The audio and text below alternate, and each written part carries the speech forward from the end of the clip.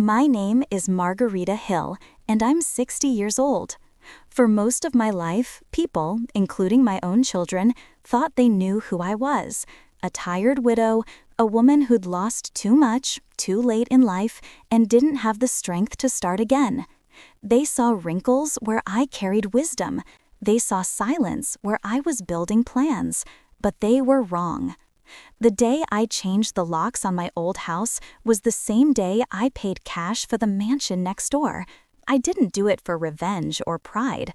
I did it because sometimes the only way to prove your worth is not by talking, but by walking away with your head high and your hands steady.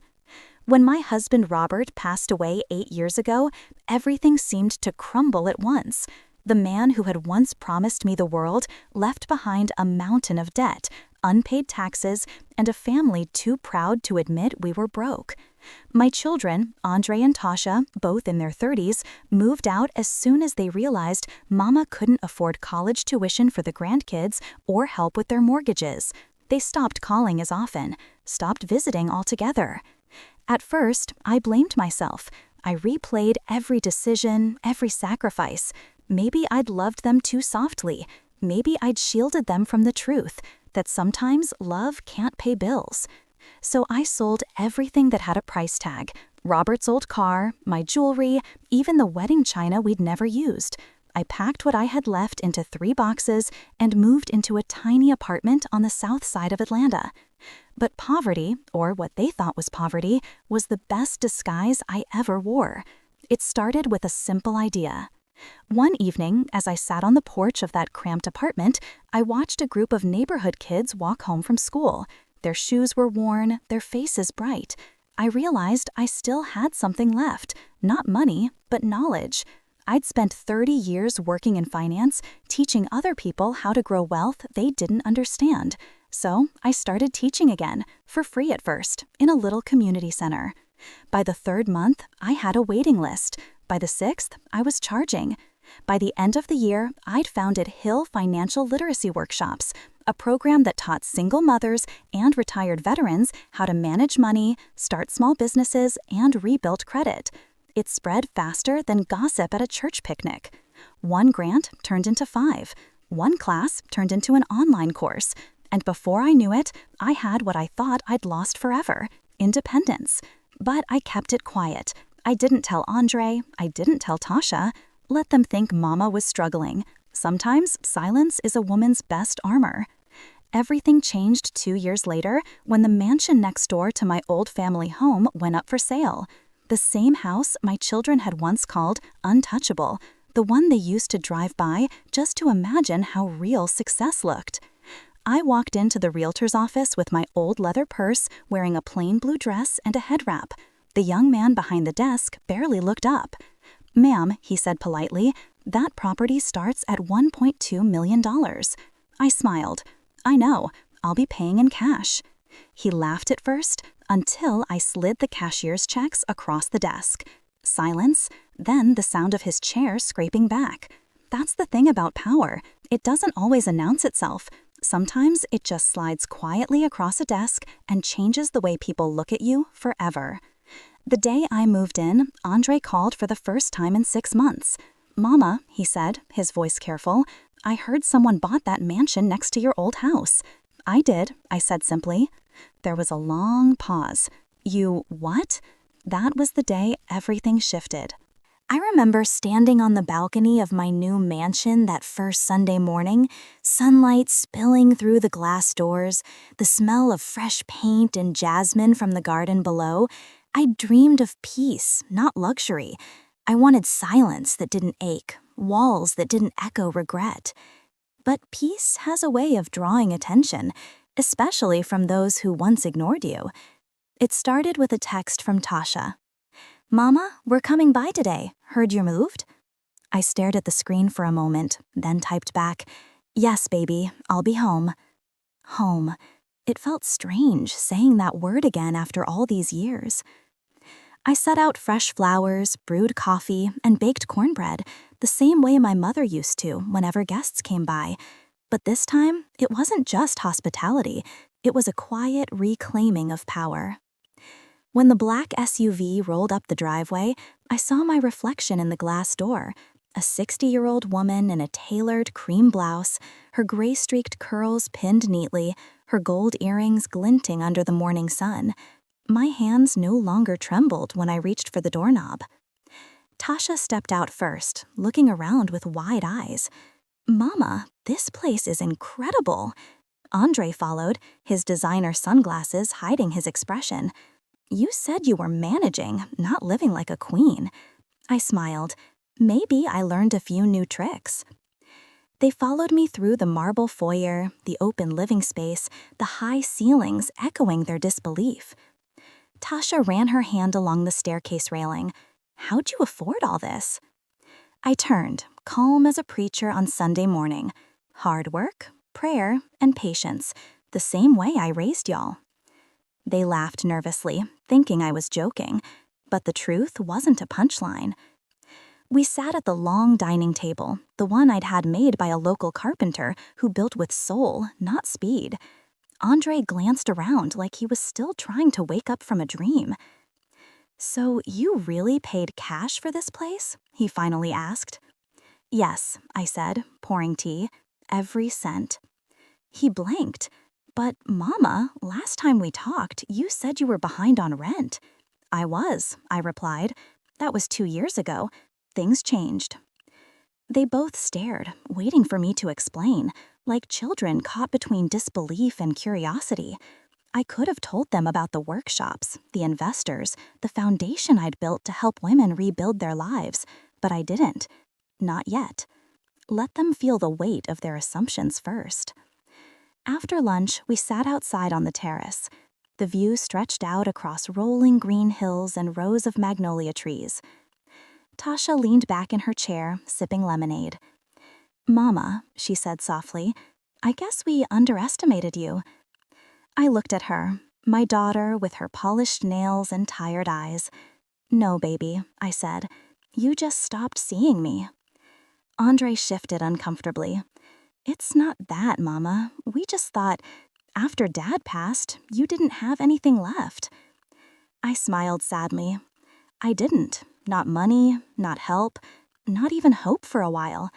But I learned something important in that time. A woman's worth doesn't disappear when her bank account does. It just goes underground until she's ready to rise again. Silence settled between us, heavy and honest. Later that afternoon, as they prepared to leave, Andre hugged me tighter than he had in years. "I'm proud of you, Mama," he said, "really." I touched his cheek. "I know you are. But next time, don't wait for money to make you see me." Tasha laughed softly, brushing away tears. "You really outdid us all, Mama. You did what most folks only dream of." I watched their car drive away, their silhouettes fading down the long driveway. For the first time in decades, I didn't feel abandoned. I felt seen. That night, as the house grew quiet, I walked out onto the balcony again. The wind moved gently through the trees, and the city lights shimmered in the distance. I thought of all the nights I'd gone to bed wondering if I'd ever rebuild what life had broken. And now, here I was, 60 years old, finally standing in a home that was mine, not because I inherited it, but because I earned it. Tomorrow, I'd tell them everything, the truth about how I built it all, piece by piece. But tonight, I allowed myself one small luxury: peace. There's something about success that draws people out of hiding. When I was struggling, scraping together pennies to pay bills, selling pies at the farmer's market just to keep the lights on, no one called. My phone was silent, my doorstep empty. But now that I had a mansion with a wrought iron gate and a Mercedes parked in the driveway, my phone wouldn't stop ringing. They came crawling out of the woodwork. Cousins I hadn't seen in 15 years, church friends who suddenly missed my cooking, and old coworkers who wanted to catch up. But the one who surprised me most was Denise. Denise, the woman who had once been my closest friend, until the day she ran off with my husband's business partner and left me to pick up the pieces. She called one afternoon. Margarita? Girl, is it true what I heard? You livin' next door to that big ol' mansion in Crestwood? I smiled, even though my jaw tightened. It's not next door, Denise. It is the mansion. There was silence on the other end, a silence heavy with disbelief and envy. Well, look at God, she finally said. I always knew you'd land on your feet. I chuckled softly. You didn't sound so sure 10 years ago when you said I'd never recover. Denise tried to laugh it off. Oh, girl, you know I didn't mean that. Times were tough for all of us. But I remembered. I remembered the smirk she wore at the divorce hearing, the whisper she gave to someone behind me. Poor Margarita, she'll never make it on her own. Well, look who was wrong. That Saturday, Denise came by to see the place. She arrived in a flashy red car, dripping in gold jewelry that didn't quite match the story she told of her financial blessings. I greeted her with grace, not bitterness. I had learned that dignity was the sharpest weapon a woman could carry. She walked through my home with wide eyes, touching every surface like it might rub luck onto her. This is stunning, Margarita. You must have had help. No way you did all this yourself. I smiled politely. Help? No, Denise. I built this with what most folks overlook: patience and purpose. Her smile faltered. I could see it in her eyes, jealousy, quiet and poisonous. Later that evening, after she left, I sat on the veranda with a cup of tea, watching the sunset paint the sky in deep oranges and pinks. The quiet was soothing, until my phone buzzed with a message from my accountant. Mrs. Coleman, there's been an attempt to access your business account. We've frozen the login until we verify the source. My heart stopped. Someone was trying to steal from me. Over the next few days, strange things started happening. Emails disappeared, a supplier claimed they never received a payment I'd sent, and one of my assistants said a woman had called pretending to be me, asking for updated security details. It didn't take a genius to connect the dots. Denise. She had asked too many questions about my business, my staff, my income.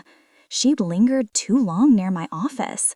I didn't have proof yet, but I knew the smell of desperation when I smelled it. I didn't panic. I planned. First, I changed every password, every access point. Then, I installed new security, digital and physical. And finally, I called the one person who had always believed in me even when I didn't believe in myself: Detective Aaron Blake. Aaron was an old friend, an old frame, if I'm being honest, from before life turned us into survivors instead of lovers. When I told him what happened, he came right over. He looked older now, grayer at the temples, but his eyes were still the same, steady, kind, and sharp. You did good calling me, he said, setting his hat on the table. You'd be surprised how often betrayal looks like friendship. I smiled sadly. I stopped being surprised a long time ago. That night, we went over every security log, every transaction, every strange call. Aaron's face grew darker as the evidence unfolded. It's her, he said finally. Denise. She's been running a small scam ring, uses personal connections to get financial info. You're not her first target, but you'll be her last. I stared into the fire crackling in the living room, the shadows flickering against the walls. You think she knew what she was doing? I asked softly. Aaron nodded. People like her always know. They just never expect their mark to outsmart them. I leaned back, exhaling slowly. Then let's show her what a 60-year-old woman who's been through hell and back can do. He grinned. Now that's the Margarita I remember. When Denise called the next day, I answered with a calm tone. Hey girl, she said sweetly. Just checking in. Hope you didn't mind me poking around your office last time. Oh, I didn't mind, I replied. In fact, I've been meaning to thank you. Thank me for what? For giving me the chance to test my new security system. You'll be happy to know it works perfectly. It caught everything. There was silence, then a nervous laugh. Margarita, I don't know what you're talking about. Of course you don't, I said softly, but the authorities do. They'll be in touch soon. I hung up before she could respond.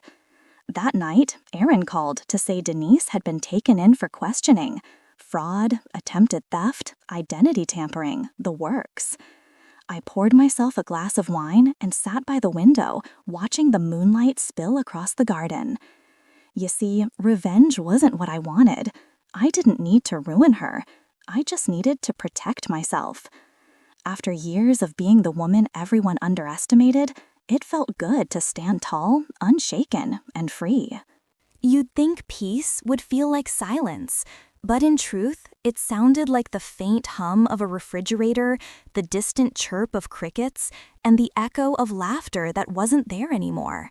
For years, I prayed for a life without chaos, no bills piling up, no lies, no tears.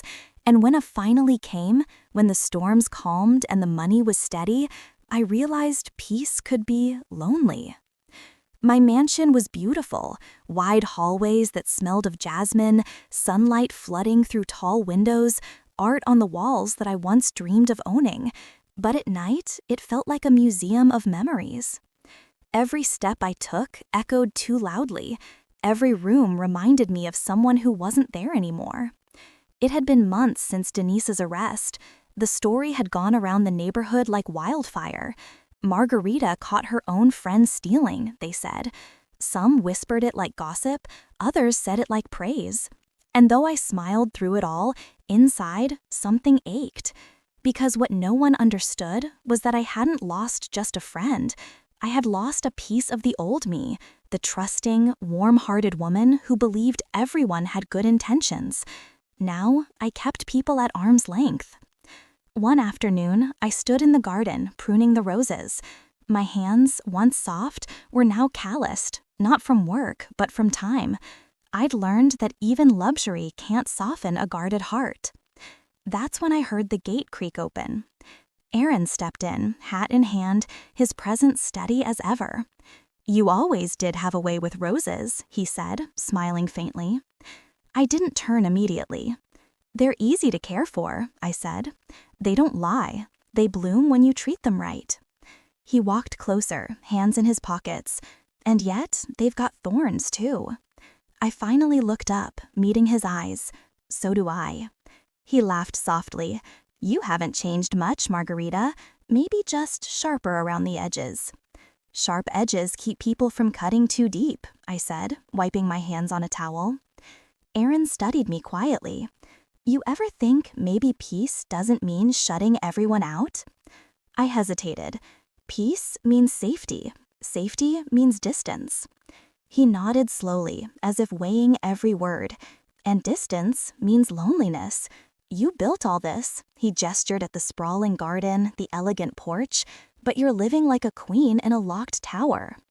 His words hit harder than I expected, because he wasn't wrong. That evening, after he left, I sat by the fire, staring into the dancing flames. On the coffee table lay a framed photo of my children, grown now, living their own lives, calling when they remembered.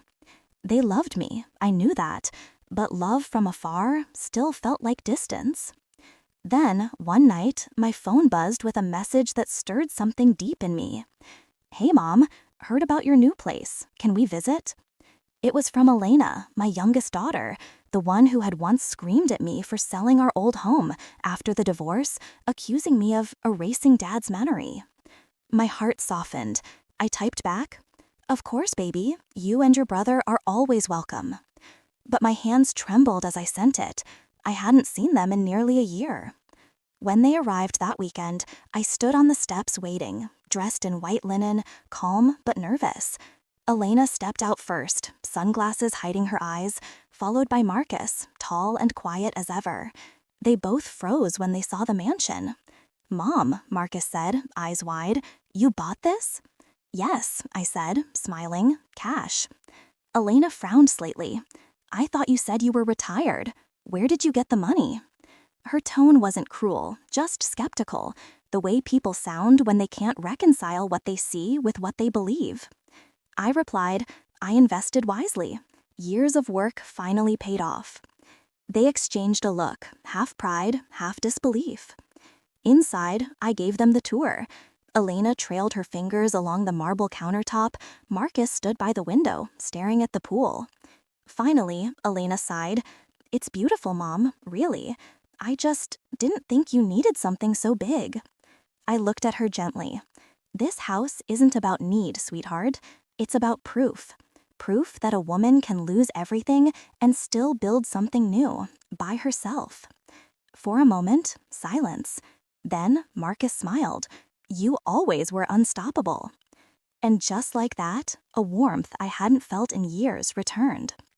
That night, we ate dinner on the terrace. Laughter filled the air again, real, unforced, the kind that comes when love outweighs pride. As the candles flickered, Elena reached for my hand. Mom, she said softly, I think I judged you too harshly back then. You didn't erase Dad's memory. You just made room for your own. Tears welled in my eyes. I squeezed her hand. Maybe now we can make new ones. Later, as the night grew quiet and my children slept in the guest rooms, I stepped out into the garden. The moonlight bathed everything in silver, soft and forgiving. I looked up and whispered, maybe peace doesn't mean silence after all. Because that night, for the first time in years, the house didn't feel empty. It felt alive. The next morning, sunlight spilled gently across the marble floor.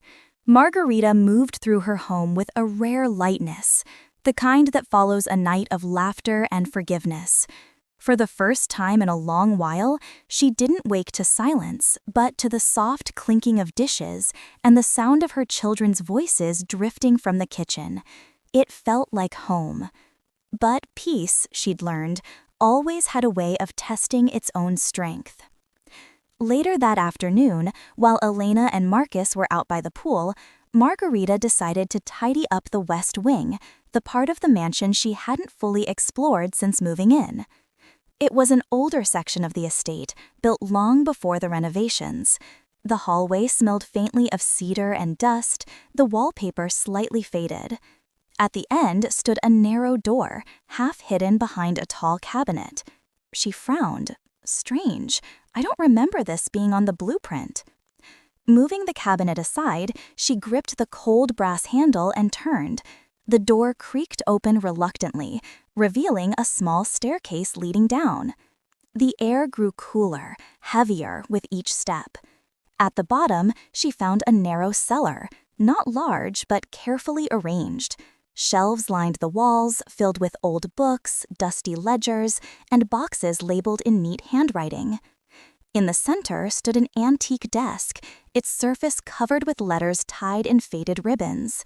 She brushed the dust away and noticed the initials carved into the wood, E.H. Her brow furrowed. The mansion's previous owner had been a woman named Eleanor Hayes, a widow who'd passed away 2 years before Margarita bought the property. Curiosity prickled through her. She untied one of the ribbons and unfolded the first letter. June 12, 1974. My darling Thomas, if you are reading this, it means the truth has finally reached the light. I never meant to deceive anyone, but love makes fools of even the proudest hearts. Margarita frowned, eyes scanning faster. The letter spoke of a secret inheritance, a hidden fortune, and a betrayal that had torn Eleanor's family apart decades ago. But then, a line caught her breath. The account is still active. The key remains in the house, sealed where trust once lived and love once died. Her pulse quickened. She reread the line, then looked around the cellar, searching. There, behind the desk, a loose stone in the wall caught her eye. Carefully, she pressed it inward. The stone shifted slightly, revealing a narrow compartment. Inside lay a small, tarnished box. Her hands trembled as she lifted it out and opened it. Inside, wrapped in velvet, was a single golden key and an envelope addressed simply, "To the next woman who finds this." She unfolded the letter. If you have found this, then fate has chosen you as it once chose me. This house carries not only wealth, but the burden of keeping it secret. Guard it well, but remember, fortune means nothing if it costs you peace. Do not make my mistake. E.H. Margarita stood frozen. The cellar was silent, except for the faint sound of her own breathing. It felt as though Eleanor Hayes herself had reached across time to whisper a warning. She glanced at the golden key. Its metal, warm, heavy, almost alive. What did it unlock? That evening, she told no one. As her children laughed over dinner, she smiled and nodded, but her mind was elsewhere, replaying the words of the letter again and again. Later, when everyone slept, she went to her study and retrieved an old box of her own, the one that held her journals, her late husband's watch, and the deed to the house. She placed the golden key inside and locked the box again. Not tonight, she whispered to herself. Not yet. But as she turned off the light and walked toward her bedroom, she could have sworn she heard something, faint, distant, the soft echo of a woman's voice, carried by the house itself. Guard it well, but don't lose yourself to it. Margarita paused, her heart pounding. Then she smiled faintly. Don't worry, Eleanor, she murmured. I've already learned that lesson. Still, as she closed her bedroom door, the thought lingered, because some doors, once opened, never really close again. Sleep didn't come easily that night. Every time Margarita closed her eyes, she saw the golden key glinting softly in the dark, whispering secrets she wasn't ready to face. By dawn, she'd given up on rest. She made coffee, wrapped her robe tighter around her, and sat by the window overlooking the quiet morning. The mansion stood still, almost too still, as though it were waiting for her next move. She reached for the small box on her desk and opened it. The key lay inside, innocent yet heavy with meaning. "What are you hiding, Eleanor?" she whispered. Later that day, she called the real estate office that had handled the sale years ago. The young assistant on the other end stammered a bit. Most records that old weren't digital. But within an hour, Margarita received a call back from Mr. Denton, the former property lawyer. "Ah, yes, Mrs. Hayes's estate. That was quite a case," he said. "Beautiful property, though there were unusual clauses in the will." "What kind of clauses?" Margarita asked, her heart tightening. "Well," Denton replied carefully, "Eleanor Hayes left behind a trust, one that was never claimed. But it wasn't listed under her name. It was tied to an alias, M.G. Turner. Strange, isn't it?" Margarita froze. Turner. That was her late husband's family name. She hung up, pulse racing. The connection couldn't be a coincidence. But how? Had her husband known Eleanor Hayes? Had their lives intersected long before Margarita ever set foot in this mansion?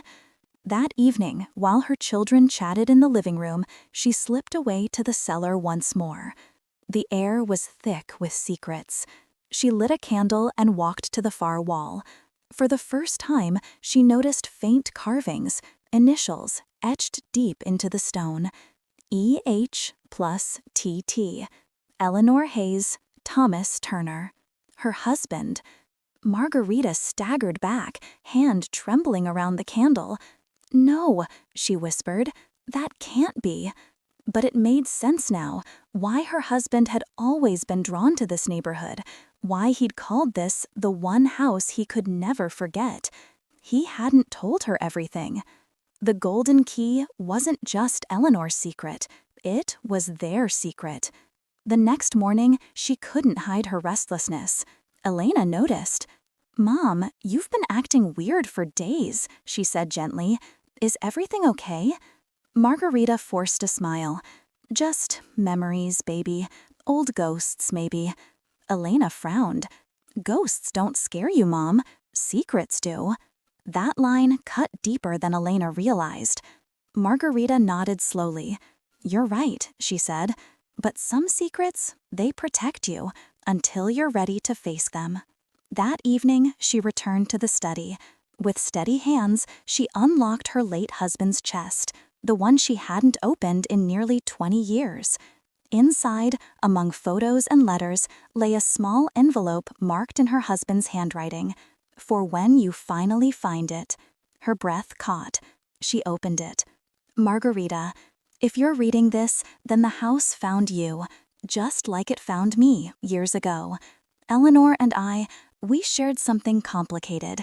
Not love, not in the way you might think, but trust.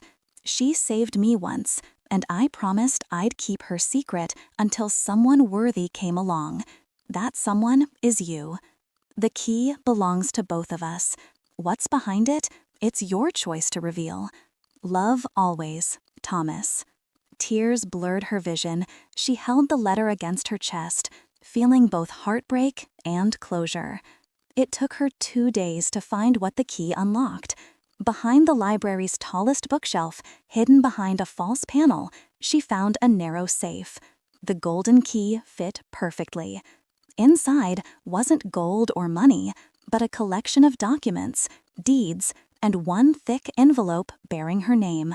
She unfolded the letter. "Mrs. Turner, if you're reading this, you've proven that strength doesn't always roar. Sometimes it whispers, endures, and rebuilds. The wealth in this trust isn't meant to buy comfort, but to build legacy.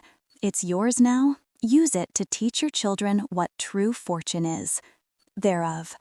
Margarita sat in silence, surrounded by the weight of 2 lives, Eleanor's and her own, intertwining across time. She smiled through her tears. She finally understood. This house wasn't just a home. It was a lesson, a gift passed from one strong woman to another. That night, while her children gathered for dinner, Margarita made an announcement. "I've decided something," she said, voice steady but warm. "This mansion won't just be ours. I'm turning it into a foundation for women starting over, for mothers rebuilding their lives. That's what real wealth should do." Her children stared, stunned. Then Elena stood and hugged her. "Mom," she whispered, "you never stop surprising me." Margarita smiled softly. "Good. I don't plan to."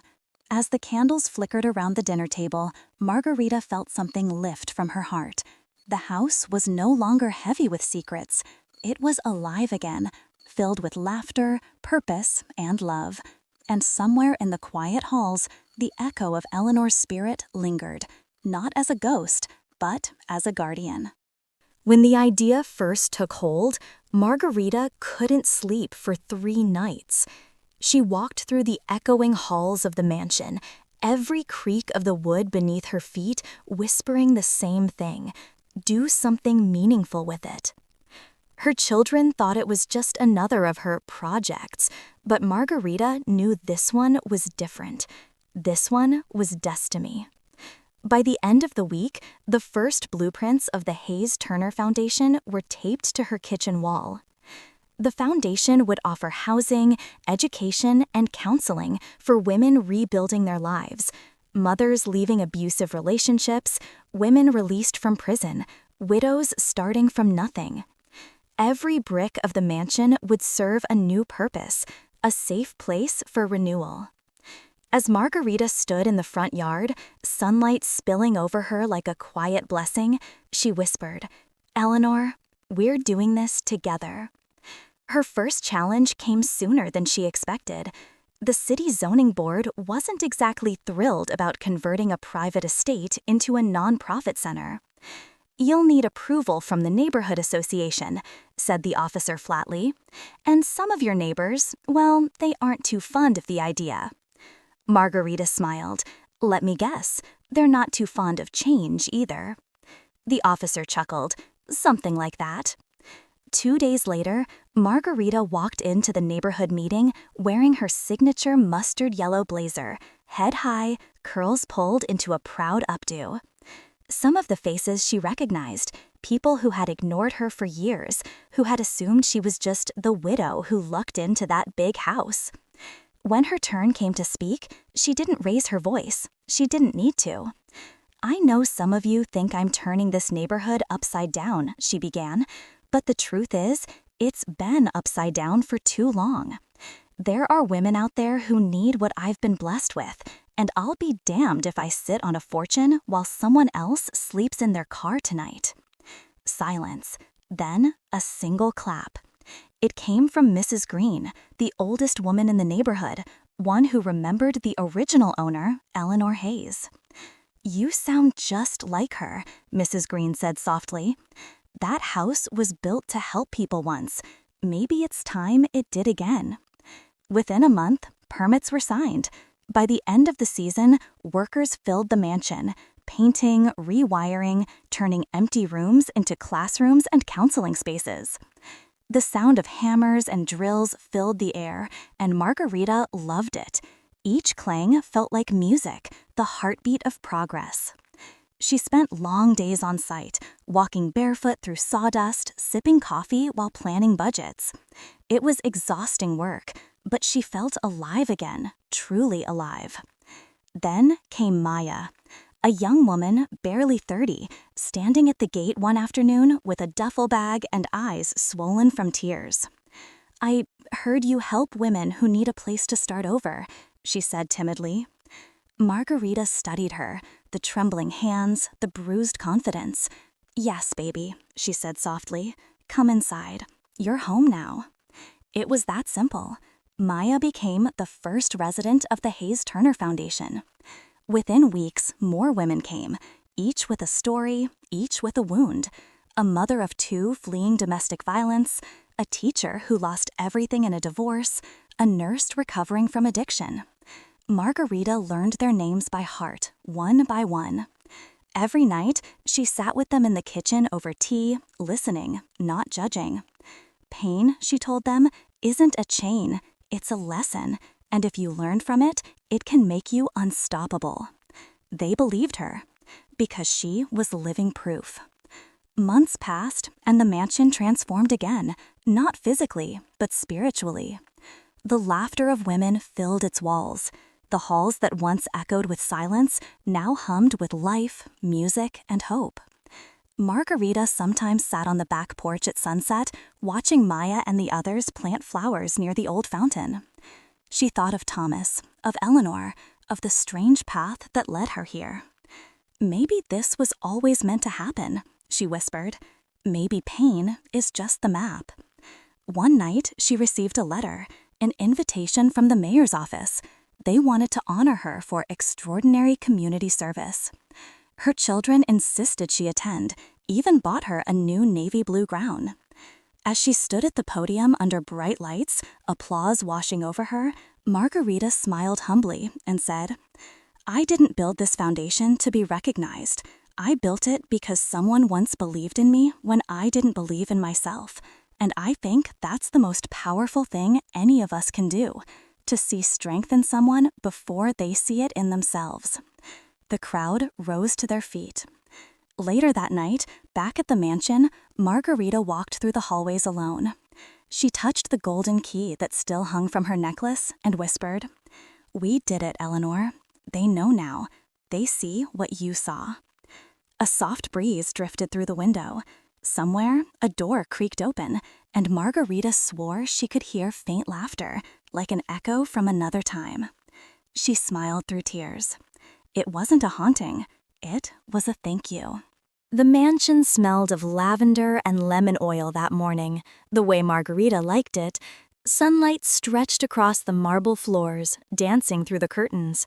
She sat quietly at her writing desk, glasses perched low on her nose, pen gliding across fine paper. Each stroke of ink carried more weight now. Her hands, once steady as steel, trembled just slightly, not from fear, but from age, from the kind of tired that lives deep in the bones. "The Hayes Turner Foundation shall remain a refuge," she wrote. "Its doors must never close to any woman seeking shelter, no matter her past." The sentence felt final, like she was sealing a promise, not just to Eleanor Hayes, not just to the women she helped, but to herself.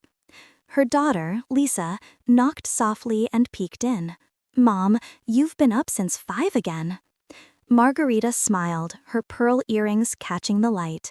Sleep is overrated when the world still needs fixing. Lisa chuckled. You've been fixing the world your whole life. Maybe it's time you fix you for a change. Baby, Margarita said, her tone warm but firm.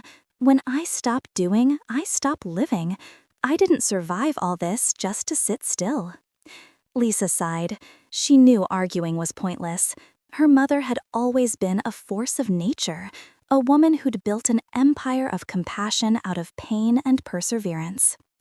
That afternoon, Margarita sat outside under the magnolia tree with Maya, the foundation's first resident, now its director.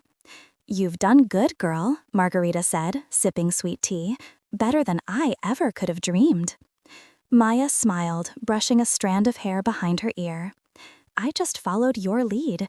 You taught me that broken women aren't broken forever, they're just rebuilding. Margarita's eyes softened. You remember that when I'm gone. Maya frowned. Don't say that. Baby, she said gently, I'm not afraid of leaving. I just want to make sure what I've built don't crumble the moment I do. In the weeks that followed, Margarita began preparing quietly, organizing files, meeting lawyers, signing papers. The foundation would be run by a board of women she'd mentored. Maya would lead them. Her children, however, were conflicted. Mom, said her son Daniel, you're giving away control of everything you built. Shouldn't we be handling that? Margarita looked at him, her gaze steady. You had your chance to be part of this, baby. You all thought I was crazy when I bought that house, remember? Daniel looked down, ashamed. We didn't understand back then. I know, but Maya and those women, they did. They saw me when nobody else did. Her voice softened, but the message was clear. Legacy wasn't about blood, it was about belief. One evening, a storm rolled in, thunder cracking the sky wide open. Margarita stood by the window, watching rain pour over the gardens she'd built with her own hands. Her reflection stared back, silver hair wrapped in a silk scarf, lines of wisdom etched across her face, and eyes that still glowed with quiet fire. She whispered, I did it, Thomas. I really did it. The thunder rumbled like applause. Days turned into weeks. Her health began to waver, small things at first, fatigue, dizziness. Then one morning, she collapsed in the kitchen. When she awoke, she was in her bedroom, Lisa and Maya sitting beside her. You scared us, Lisa said, tears streaking her cheeks. Margarita smiled faintly. If I'm still scaring people at 60, I must be doing something right. Mom, the doctor says you need rest, Lisa insisted. I'll rest when there's nothing left to say, she replied softly. Then she took Maya's hand. Promise me, baby, you'll keep this place alive. Promise me you'll fight when it's hard. Maya nodded, choking back tears. I promise. The following week, the mansion buzzed with quiet preparation for the Foundation's 10th anniversary gala. Women from all over the state, former residents, volunteers, donors, gathered to celebrate the legacy Margarita had built. She arrived wearing a flowing emerald dress, her cane tapping lightly against the floor. The crowd stood in unison as she entered. When she reached the stage, Maya helped her up the steps. The room fell silent. I used to think wealth was what you could hold in your hands, Margarita began. But real wealth, it's what you pour into others, the love you give, the lives you lift. Applause thundered through the hall. And, she added, and when I'm gone, don't cry for me. Just promise me you'll keep planting seeds, because the world will always need new gardens. That night, long after everyone had left, Margarita sat in the empty hall. She looked up at the portraits of women, smiling faces full of hope, and whispered, Looks like I'm finally home. The chandelier lights flickered softly above her. In the distance, the clock struck midnight, the end of one day and the quiet beginning of another. The morning was quiet, the kind of quiet that carries meaning. Soft light spilled through the lace curtains, landing gently on Margarita's desk. The same desk where she'd once signed foundation papers, written donor letters, and planned the futures of women who'd arrived with nothing but fear and a suitcase. Now it held just one thing, a cream-colored envelope with gold edges and a fountain pen beside it. She adjusted her glasses, pressed a trembling hand to her heart, and began to write. My dear children, if you are reading this, it means your mama has gone to rest, not in sadness, but in peace. I know there were times you didn't understand me. You saw me working long hours, giving my money away, chasing dreams that didn't make sense to anyone but me. But I need you to know this. I never did it for the glory. I did it so you would never again see a woman bow her head out of fear or stay silent out of shame. When I bought this mansion, everyone laughed. When I started the foundation, some said I was too old, too soft, too poor.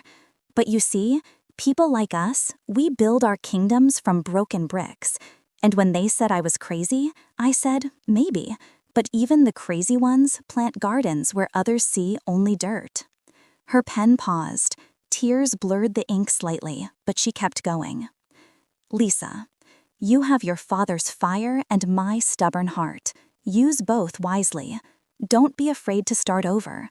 Every woman in our bloodline was reborn at least twice. I see how you love your family, how you care for your children. That is your power, baby. But don't forget to care for yourself, too. Daniel, you were always my protector, even when you didn't know how. I forgive every harsh word, every distance that time built between us. I know you carried more than you ever said. But remember this, a man's strength isn't in how hard he fights, it's in how softly he can love. And to Maya, my daughter by heart, you gave me purpose when I thought I had none left. You are the proof that love makes family, not blood. The foundation is yours now. Protect it like your own child, and it will protect others long after we're gone. When she finished, she folded the letter carefully, sealing it with her ring, the same one she wore when she married, when she divorced, when she built her empire of second chances. She placed it in the top drawer, beneath a small framed photo. Her, Thomas, Lisa, and Daniel at the beach in 1989. Everyone laughing, no walls between them then. Maybe, she whispered, we'll laugh like that again someday. That evening, she sat outside as the sun dipped below the horizon, painting the sky in gold and pink. The magnolia tree rustled softly, as if whispering her name. Maya joined her with 2 cups of tea. Everything's ready for the new shelter opening, Maya said. We'll name it the Margarita House. Margarita smiled faintly. Don't you dare. It's not about me. Call it home again, because that's what it's meant to be. Maya's eyes glistened. You really think they'll come? Oh, they'll come, Margarita said softly. The lost always find their way to light, if someone leaves it on for them. That night, she went to bed early. The house was still. Her favorite jazz record played faintly from the living room, Coltrane's In a Sentimental Mood. She lay beneath her quilt, the one she'd sewn by hand years ago, and looked toward the window. Lord, she murmured, if you're ready for me, make it gentle. Her eyes closed, her breathing slowed. Outside, the wind passed through the magnolia leaves, soft, tender, endless. The next morning, Maya found her sitting peacefully in her chair, head tilted slightly, a faint smile still on her lips. The teacup beside her was half full. She had gone the way she lived, gracefully. A week later, the foundation held a memorial at the mansion. Women from all over came, hundreds of them, former residents, staff, donors, friends. Each carried a story, a tear, a piece of her legacy. Lisa stood on the stage, reading the letter her mother had left. Her voice trembled at first, but by the end, it carried the same power Margarita's once had. She built a home, Lisa said through tears, and not just for us, for everyone who'd ever been turned away from one. The crowd rose to their fate. Applause filled the hall like thunder. And for a moment, everyone could almost hear her voice again, calm, confident, warm. Keep planting, babies. The world still needs your gardens. The mansion next door had always been a mystery, even to Margarita's children. They'd watched her buy it in cash, renovate it quietly, and fill it with laughter and music every weekend, but she never lived there, never explained what it truly was. Now, a month after her passing, her children, Lisa, Daniel, and Maya, stood before its heavy oak doors, the keys trembling in Lisa's hand. The brass plate above the door read simply, "The House Next Door, Est by M. Turner." "Ready?" Lisa whispered. Daniel nodded, though his jaw was tight. "Let's just see what she's been hiding all this time." When the door swung open, a wave of warmth and memory seemed to pour out. The air smelled faintly of lavender and lemon oil, Margarita's signature scent. But what took their breath away wasn't the smell. It was the sound. Soft laughter, children playing, women talking over tea. The place was alive. Inside, dozens of women were gathered, young mothers, elderly ladies, even a few teenagers. Some folded laundry, some cooked, some helped toddlers build towers of wooden blocks. When they saw the three standing at the door, the room fell silent. A woman in her 30s approached, wiping her hands on an apron. "You must be her family," she said softly. "Welcome home." Maya stepped forward, her eyes wide. Who are all these people?" The woman smiled. "We are Margarita's girls. She called us her second family." Lisa swallowed hard. "What do you mean?" "She bought this house for us," the woman said. "It's a shelter for women starting over, after loss, after abuse, after prison, after everything. She said every queen deserves a throne, even if it's just a safe bed for the night." The three of them moved through the rooms in stunned silence.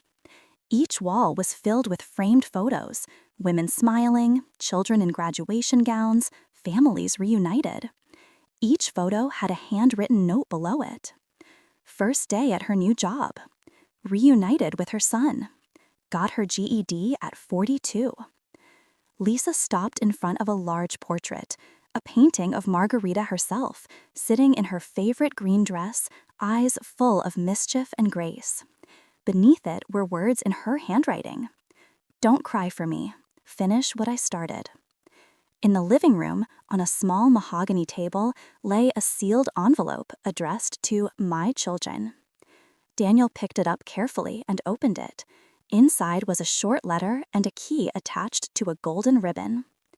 "My loves, if you're standing in this house, it means you've finally seen what I saw all along, that wealth is not measured in walls or money, but in hearts you shelter.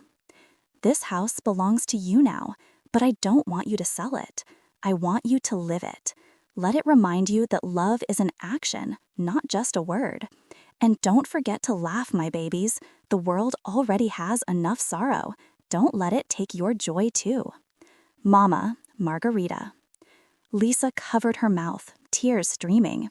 Daniel lowered his head, shoulders shaking. Maya stood still, the letter pressed to her chest. They sat together on the sofa, the same old beige one Margarita had refused to throw away, because some memories don't need replacing. For the first time in years, the three of them were silent, not out of anger, but out of awe. That evening, as the sun set over the two houses, they lit candles in the windows, one in each room, just like Margarita used to. Neighbors passing by slowed down to watch the glow spread across both homes, two houses shining as one. Lisa turned to Daniel and Maya, her voice steady. "We'll keep it open. Both houses. Her dream doesn't end here." Maya smiled through tears. "Then let's get to work." Daniel nodded. Mama would like that. Weeks later, the sign outside was updated. The Turner Foundation, founded by Margarita Turner, continued by her family. And every night, as the lights flickered in both houses, those who passed could swear they heard her laughter on the wind, soft, proud, eternal. Epilogue. Years later, the house next door became one of the most trusted women's shelters in the state. Lisa ran the programs. Daniel managed the finances. Maya expanded the foundation to 3 new cities. And in the living room, beneath the portrait of Margarita, a small plaque read, "She taught us that a woman's greatest riches are the lives she lifts."